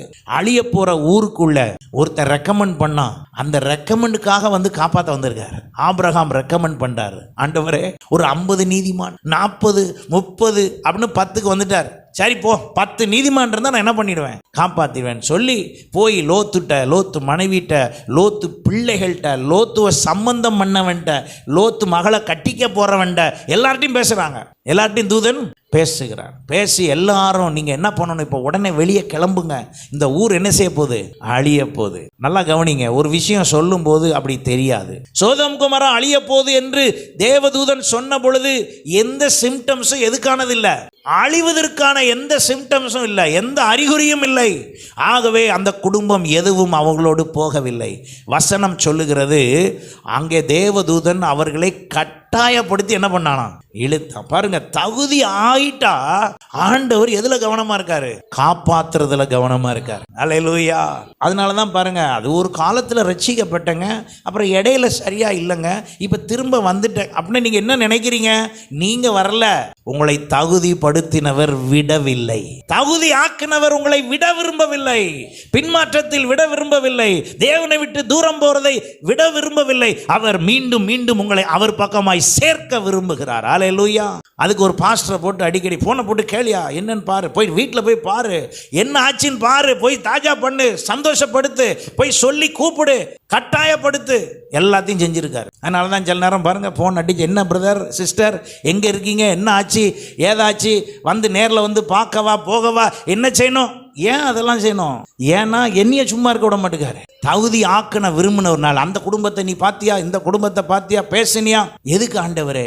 உனக்கு என்ன தெரியும்? அதான் சொல்லுவாங்க, முட்டை போடுற கோழிக்கு தான். அது மாதிரி ரட்சிப்பு என்னதா? சத்தமா சொல்லுங்க. நீங்க எல்லாம் ரட்சிக்கப்பட்டது என்னாலயா? ரட்சிப்பு என்னதா? ஒண்ணுமே கிடையாது. ரட்சிப்பு யாருடையது? கர்த்தருடையது. வல்லமை யாருடையது? கர்த்தருடையது. பூமி அந்த நிறைவு யாருடையது? கர்த்தருடையது. அப்ப நீ என்னையா வேலை செய்யற? அதான் தகுதி. அல்லேலூயா.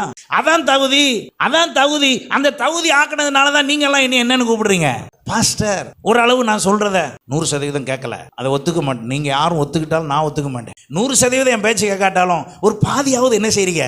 கேட்குறீங்க. போற போக்குல பாஸ்டர் ஒரு தட்டுதாரன்னு நினைச்சிடக்கூடாது. உண்மை அதான். அப்போ பாதி கேட்டதுக்கு எவ்வளவு ஆசீர்வாதம் பார்த்தீங்களா, எவ்வளவு நன்மை பார்த்தீங்களா? அல்லேலூயா. அப்போ நான் என்ன சொல்ல வருகிறேன்?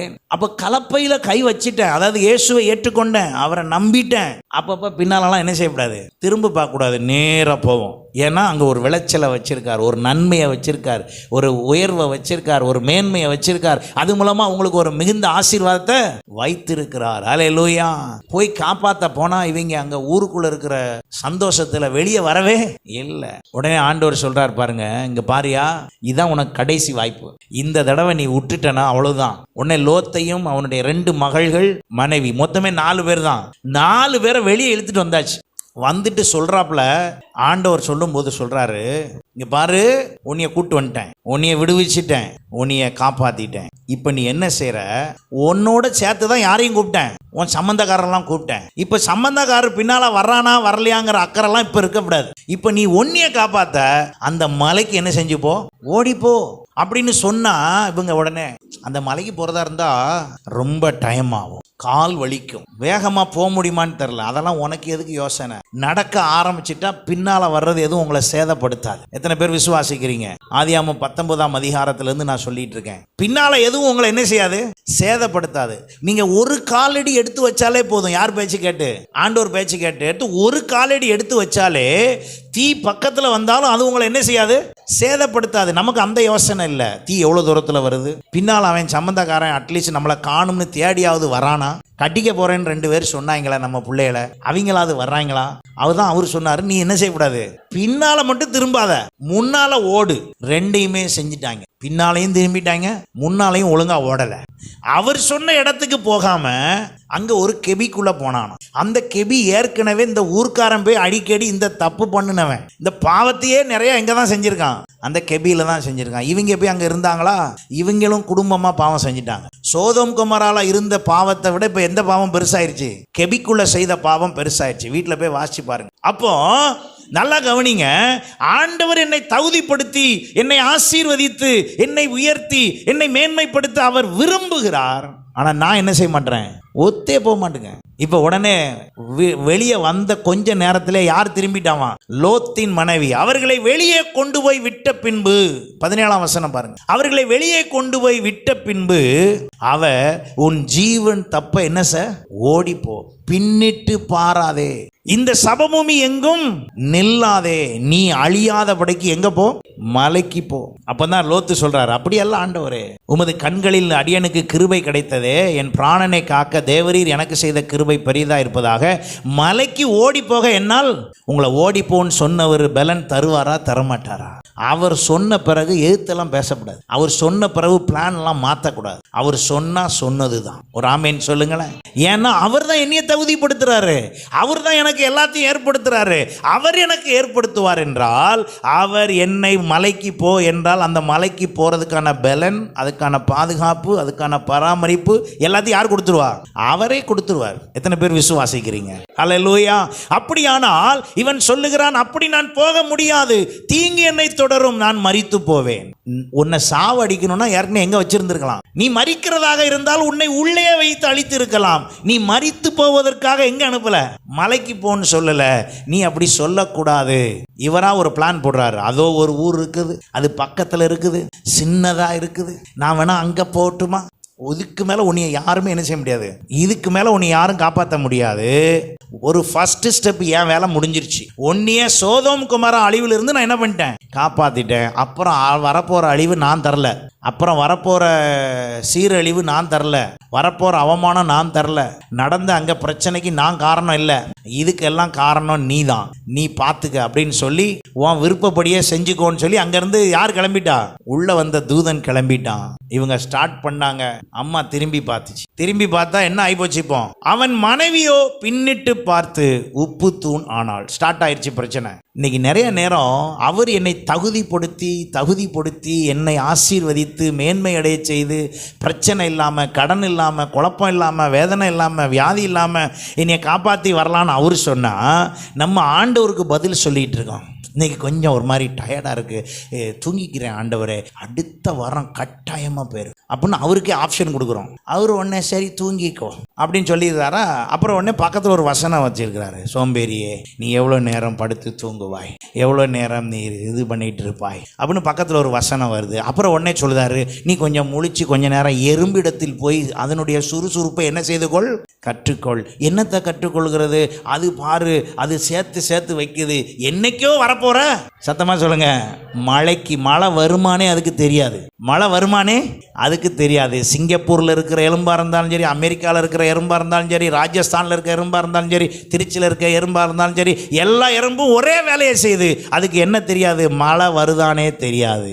ஆனா ஒன்று மட்டும் தெரியும், கிடைக்கிற வாய்ப்பை பயன்படுத்தி நான் சேர்க்கலைன்னா என் வாழ்க்கை அவ்வளோதான் மட்டும் அதுக்கு தெரியும். எத்தனை பேர் புரியுது?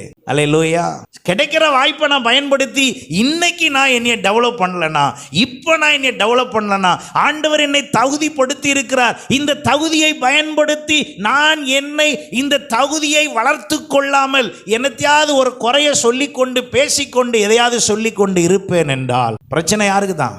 ஆண்டவர் ரொம்ப நீதி உள்ளவருங்க, நியாயம் உள்ளவர். இப்ப லோத்து போய் திரும்ப மன்னிப்பு கேட்டா என்ன சொல்வார்? எப்ப நான் உன்னைய போக சொன்ன இடம் வேற, நீ வேற ஊருக்கு போயிட்ட, இடையில ஏற்பட்டதெல்லாம் உனக்கு கிடைச்ச, நீனா ஏற்படுத்திக்கிட்டது, அதுக்கு நான் ஒன்றும் செய்ய முடியாது. அப்படி யோசிச்சு பாருங்க. சில விஷயம் நம்ம குடும்பத்தில், சில விஷயம் நம்முடைய வாழ்க்கையில் எவ்வளோ ஜெபம் பண்ணாலும் சரியாகவே மாட்டேங்குது.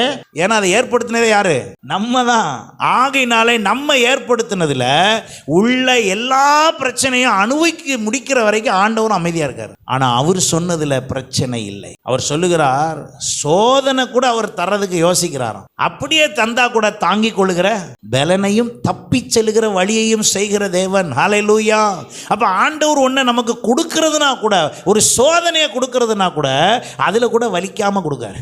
ஆனா சோதனைன்னு புரியுது, ஆனா தாங்கிக் கொள்ளவும் தப்பி செல்லவும் வழி செய்வார். ஹல்லேலூயா. எத்தனை பேர் இந்த நாளிலே ஆண்டவரிடத்தில், ஆண்டவரே நான் பின்னிட்டு பாராத ஒரு அனுபவம் எனக்கு வருவதாக. ஹல்லேலூயா. பாவியாய் இருந்தேன், என்னை ரட்சித்தீர். ஹல்லேலூயா. தகுதியற்று இருந்தேன், என்னை தகுதி ஆக்கினீர்.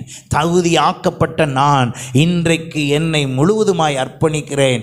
தேவனால் பிறந்தவனாய் இருக்க என்னை தகுதிப்படுத்தினீர். பாவம் பிரவேசித்து நான் தேவனால் இருக்க முடியாதபடி, தேவ பிள்ளையாய் இருக்க முடியாதபடி பாவம் மேற்கொண்டு இருக்கும் என்றால், ஆண்டவரே என் பாவத்தை மன்னியும் என்று சொல்லுங்கள். அவருடைய இரத்தத்தினால் சுத்திகரிக்கப்படுவதற்கு அவருடைய சரீரம் நமக்காக பிற்கப்பட்டது ஆயத்தமாக இருக்கிறது. அல்லேலூயா. அவருடைய இரத்தம் சிந்துதலுக்கு அடையாளமாக தேவனுடைய இரத்தம் இங்கே விசுவாசமாய் வைக்கப்பட்டிருக்கிறது. நாம் அதிலே உட்கொள்வதற்கு முன்பு, ஆண்டவரே என்னை நீர் தகுதிப்படுத்தும். ஆகையினால தான் வேதம் சொல்லுகிறது, நம்மை நாமே நிதானித்து அறிந்தால் நியாயம் தீர்க்கப்படுவதில்லை. நியாய தீர்ப்பே கிடையாது. யாருக்கு? என்னைய நானே நிதானித்து அறிந்தால். என்ன நிதானம்? என் ஆண்டவர் இயேசு என்னை ரட்சித்திருக்கிறார், என்னை மீட்டிருக்கிறார், என்னை அவரே தகுதிப்படுத்தி இருக்கிறார். ஹல்லேலூயா. அப்ப ஆண்டவருடைய சமூகத்தில் வந்திருக்கிற நாம் எல்லாரும் ஒன்றை புரிந்து கொள்ளுங்கள், உங்களை ஒவ்வொரு விதத்தில் கர்த்தர் தகுதிப்படுத்தி இருக்கிறார். உங்களை என்ன பண்ணியிருக்காருங்க? தகுதிப்படுத்தி இருக்கிறார். தகுதிப்படுத்தி இருக்கிறபடினால் நான் அந்த தகுதியை வளர்த்து கொள்ள வேண்டியது என்னுடைய பொறுப்பாய் இருக்கிறது. என்னுடைய பொறுப்பாக இருக்கிறது. என்னைய கூட பாருங்க, நான் ஊழியக்காரனாக இருக்கிறேன். உதாரணமாக இரண்டாவதான விஷயத்தை சேர்த்து சொல்லி நாம் இந்த வேளையில முடிக்க போகிறேன். அப்போஸ்தலர் 6ஆம் அதிகாரம் 2ஆம் வசனம். அப்பொழுது 12 சீஷர் கூட்டத்தை வரவழைத்து, நாங்கள் வேத வசனத்தை போதியாமல் பந்தி விசாரணை செய்வது தகுதி அல்ல. எங்களுக்கு எது தகுதினா, எப்போ பார்த்தாலும் என்ன செய்யறது தான், வேத வசனத்தை போதிக்கிறது தான். அதை விட்டுட்டு வேற வேலை எங்களுக்கு தகுதி இல்லை. அப்போ எங்கள் வேலை எப்போதும் என்னதுதான்? வேத வசனத்தை போதிப்பது. அப்போ மற்ற வேலையெல்லாம் யார் செய்வா? அதுதான் அங்கே சொல்லப்பட்டிருக்கிறது. குறிப்பாக வேத வசனம் போதிக்கிறதற்காக இருக்கிறவர்கள் மற்ற வேலையை செய்ய வேண்டிய அவசியம் இல்லை. அப்போ அதுக்கெல்லாம் யார் செய்வா? அதுக்கு தான் நம்ம எல்லாரும் சேர்ந்து செய்கிறோம். ஒவ்வொருத்தரும் ஒன்று செய்கிறோம். அல்லேலூயா. ஒவ்வொருத்தரும் ஒவ்வொரு வேலையை செய்யணும், ரீஜன் வைஸ் செய்யணும், எல்லாம் செயல்படுங்க அப்படின்னு சொன்னது காரணம் என்ன? ஏனென்றால் போதிக்கிறவர்கள் போதிக்கிற தகுதியில் இருக்கணும். அப்போ அங்கே சொல்லப்பட்டிருக்கிறது, போதியாமல் இருப்பவன் தகுதியானவன் அல்ல. மற்ற வேலையவே பார்த்துட்டு விட்டுறக்கூடாது. சபையில் உங்களை எல்லாரையும் போதிக்க வேண்டியது யாருடைய வேலை? என்னுடைய வேலை. என்னை போதகனாக வைத்திருக்கிறார். அல்லேலூயா. ஆகையினால தான் முடிஞ்ச அளவுக்கு எந்த வழியிலெல்லாம் உங்களுக்கு வசனத்தை கற்றுத்தர முடியுமோ அந்த வழியிலெல்லாம் வசனத்தை கற்றுத்தர. வேற எதை கற்றுக் கொடுத்தாலும் அது தேவனுடையதாய் இராது. அல்லேலூயா. சத்தமாக தான் சொல்லுங்களேன். அல்லேலூயா. வசனத்தை சொல்லாம, சுவிசேஷம் சொல்லாம நீங்க வீட்டுக்குள்ள உட்காந்து 24 மணி நேரமும் ஜெபம் பண்ணீங்கன்னா, தேசம் ரட்சியும் ஆண்டவரே, தேசத்தை ரட்சியும் ஆண்டவரேன்னு ஜெபம் பண்ணிக்கிட்டே இருந்தீங்கன்னா அது தவறு. ஜெபமும் வேத வசனமும் 2 கால் போல. ஜெபம் மட்டும் பண்ணிக்கிட்டு இருந்தீங்கன்னா ஒத்த காலில் நொண்டிக்கிட்டே ஊழியம் செய்கிற மாதிரி. ஜெபமும் உறுதியாக செய்யணும், வசனமும் உறுதியாக என்ன செய்யணும்? சொல்லப்படணும். அல்லேலூயா. ரெண்டையும் சேர்த்து செய்யாத இடத்துலலாம் நீங்கள் தான் புரிஞ்சுக்கணும், ஒத்த கால் ஊழியம் அது. வசனமும் சொல்லப்படணும். வசனம் போதிக்கப்படாத ஊழியத்திலே தேவன் கிரியை செய்ய முடியாது. ஏன்னா வசனத்தை கேளாம ஜெபிக்கிறவனுடைய ஜெபம் அருவருப்பானது என்று வேதம் சொல்லுகிறது. நீதிமொழிகளில் சொல்லியிருக்கிறது, வசனத்தை கேளாதபடி தன் செவியை விலக்குகிறவனுடைய ஜெபம் அருவருப்பானது. ஏனென்றால் ஆண்டவராகிய இயேசு கிறிஸ்துவும் அதைத்தான் சொன்னார். நான் உங்களுக்கு கற்றுக் கொடுத்த யாவையும், என்ன வசனம் அப்படி நிற்கிது. இப்போ நான் சொல்கிற வரைக்கும் வெயிட் பண்ணி மத்தியானம் லஞ்ச் ஆனாலும் பரவாயில்ல. ஏன்னா முக்கியமான மத்தேயு 28ஆம் அதிகாரம். அப்போ மனப்பாடத்தில் இல்லைன்னு அர்த்தம். சரி, மனப்பாடமாக இருக்க வேண்டியது இல்லைன்னா, வசனமே மனப்பாடமாக இல்லைன்னா அந்த வேலை எங்கே மனப்பாடமாக செய்ய முடியும்? மத்தேயு 28 கடைசி 2 வசனம். ஆகையால் நீங்கள் எல்லாரும் கவனிங்க, இந்த வசனம் மனப்பாடமாகவும் தெரியணும். இதுதான் திஸ் இஸ் கிரேட் கமிஷன். அல்லது பிரதான கட்டளை. என்ன கட்டளை? பிரதான கட்டளை.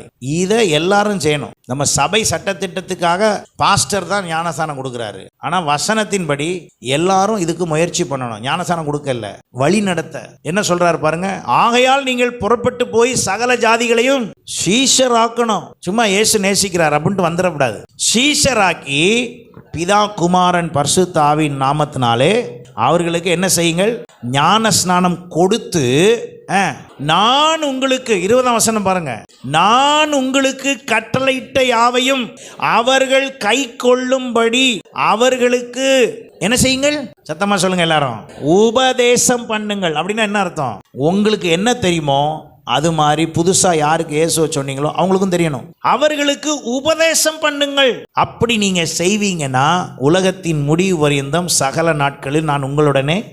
இந்த வசனம் மட்டும் எல்லா வீட்லையும் மாட்டியிருக்கோம். இதோ உலகத்தின் முடிவு பரியந்தம் சகல நாட்களிலும் நான் உங்களுடனே கூட இருக்கிறேன் என்றார். ஆமேன். யார் கூட இருப்பாரு? உபதேசிக்கிறவன் கூட தான் இருப்பாரு.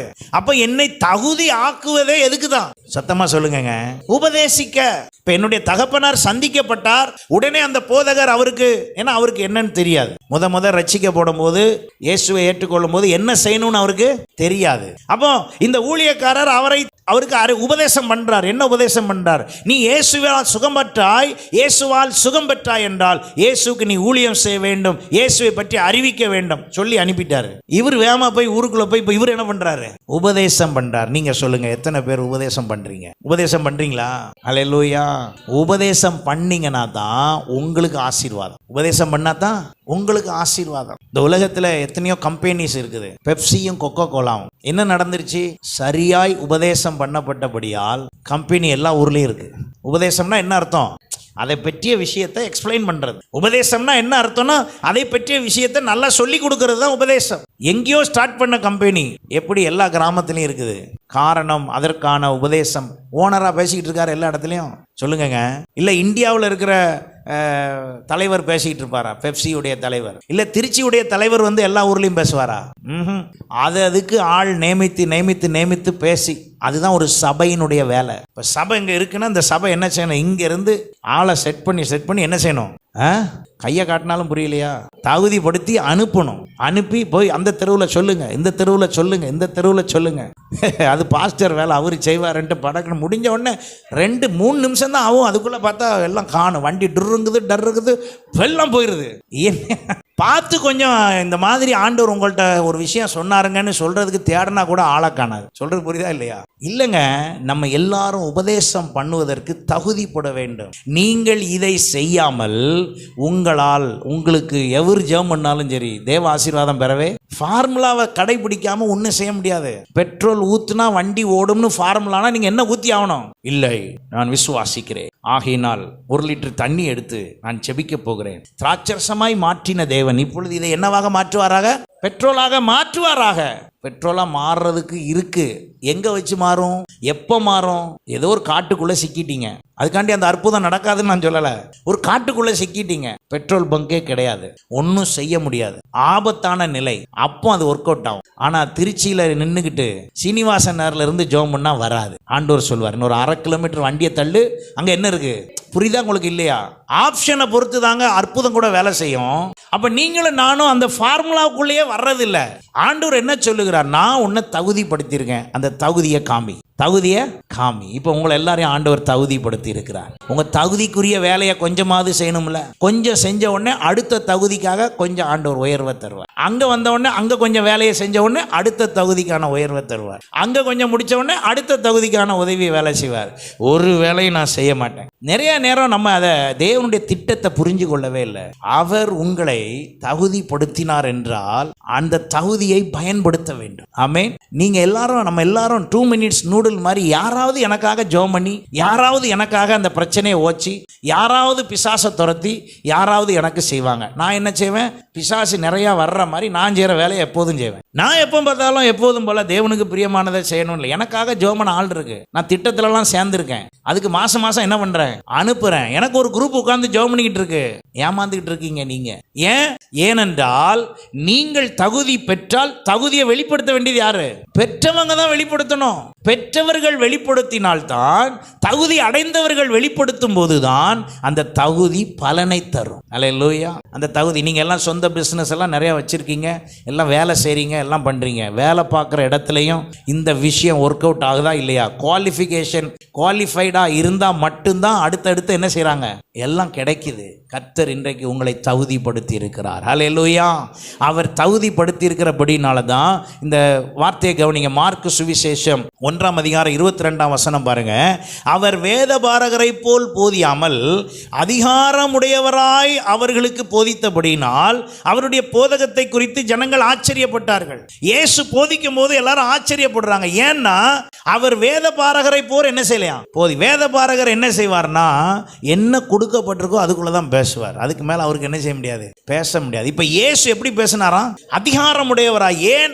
அவர் தன்னுடைய தகுதியை அறிந்து, தான் யார் என்பதை அறிந்து, தான் யாரால் அனுப்பப்பட்டேன் என்பதை அறிந்து, தான் யாரால் அபிஷேகம் பண்ணப்பட்டிருக்கிறேன் என்பதை அறிந்து அவர் பேசுகிறபடியால் அவர் பேசுவது இப்ப எப்படி இருக்குது, அதிகாரமாக இருக்கிறது. ஹல்லேலூயா. ஆண்டவர் இயேசு கிறிஸ்து உங்களையும் என்ன பண்ணியிருக்கிறாரு, தகுதிப்படுத்தி இருக்கிறார். எத்தனை பேரை தகுதியை விசுவாசிக்கிறீங்க? ஹல்லேலூயா, ஹல்லேலூயா. எதெல்லாம் தகுதியான செயல் என்பதை அடுத்த வாரத்தில் நாம் தியானிப்போம். ஆனால் இன்றைக்கு இப்பொழுது ஒன்றை நான் உங்கள் மத்தியிலே வைக்க விரும்புகிறேன். நீங்கள் தகுதியை பெற்றிருக்கிறீர்கள். இயேசு உங்களை தகுதியாக்கி இருக்கிறார். ஹல்லேலூயா. அந்த தகுதி ஆக்கினதை விசுவாசிப்போம். அவர் உங்களுக்கு கொடுத்திருக்கிற தகுதியிலே நிலைத்து நில்லுங்கள். அதிலே டெவலப் ஆகிறதற்கு உங்களை ஒப்பு கொடுங்கள். காரணம், நம்முடைய தகுதி தேவனால் உண்டாயிருக்கிறது. ஹல்லேலூயா. தேவனால் உண்டாயிருக்கிற இந்த தகுதியை விசுவாசியுங்கள், செயல்படுங்கள். கர்த்தர் உங்கள் ஒவ்வொருவரையும் ஆசீர்வதிப்பார். God bless you.